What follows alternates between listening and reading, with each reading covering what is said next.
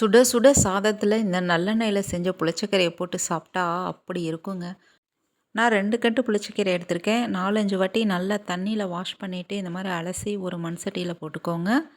மண் சட்டியில் போட்டதுக்கப்புறம் ஸ்டவ் ஆன் பண்ணி நல்லா வேக வச்சுக்கோங்க. தண்ணி எதுவும் ஆட் பண்ண தேவையில்ல. இந்தளவுக்கு நல்லா வெந்ததுக்கப்புறம் எடுத்து வச்சுட்டு ஒரு கடாயில் ஒரு தாளிப்பு கொடுத்துடலாம்.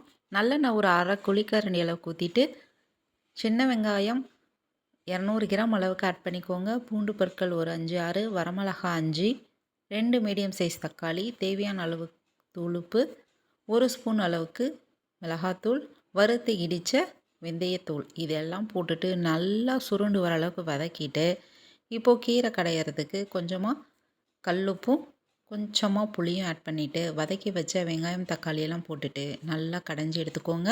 கடைஞ்ச பிறகு மறுபடியும் ஸ்டவ் ஆன் பண்ணி 3 நிமிஷம் நல்லா பரட்டி விட்டுட்டு மறுபடியும் 4 ஸ்பூன் எண்ணெய் விட்டு கருவேப்பிலை போட்டு தாளித்து பரட்டி எடுத்தோம்னா ரெடி.